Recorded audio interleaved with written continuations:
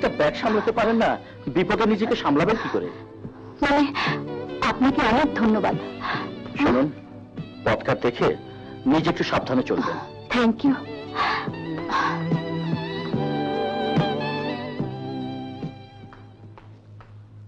কে? টাকা হারিয়ে গেছে? ক্যাবার থেকে আসার পথে ছিনতাইকারী আমার ব্যাগটা কেড়ে নিয়েছিল। হয়তোবা তখনই। মিথ্যা কথা বলে আর জায়গা পাস না। নিশ্চয়ই কোন নাগরকে নিয়ে ঢালাঢলি করে টাকা উড়িয়ে এসেছিস। মামি, তুমি যাই বলো, আমার চরিত্র নিয়ে কোনো কথা বলবে না। কি আমাকে শাসাচ্ছিস? আজ তো একদিন কি আর একদিন। মেয়েটাকে কি মেরে ফেলবে নাকি? মারবো না তো সোহাগ করবো। তুই যদি প্রতিদিন টাকা না দিস তাহলে তোকে আমি দিলজানের হাতে তুলে দেবো। না ভাবি না, দিলজানের হাতে আমাকে তুলে দিও না। আমি যেভাবেই পারি প্রতিদিন তোমাকে টাকা এনে দেব।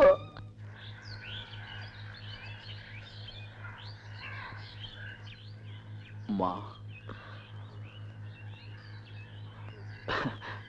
এই দেখো মা, তোমার আর সোহেলের জন্য আমি কত কি এনেছি, নাও।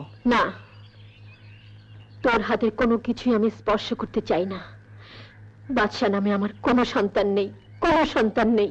না মা, না, আমি তোমারই সন্তান বাদশা। মা, সে ছোটবেলা থেকে তুমি আমাকে মাতৃস্নেহ থেকে বঞ্চিত করে রেখেছো। প্রাণ খুলে মা বলে ডাকতে চাইলে তুমি বাধা হয়ে দাঁড়াও। কুকুরের মতো দূর দূর করে তুমি আমাকে তাড়িয়ে দাও। বলো কেন মা, কেন কেন? তাহলে কি আমি ভেবে নেব তুমি আমাকে পেটে ধরনি? আমি তোমার কোনো বড় সন্তান? মা, মা বাবার অবাধ্য কুসন্তানের মুখে এসব কথা মানায়? সেই ছোটবেলায় আমি ধরে নিয়েছিলাম তুই আর কোনোদিন ভালো হবে না। তাই তো তোর মতো নষ্ট হয়ে যাওয়া সন্তানকে আমি মন থেকে মুছে ফেলেছি।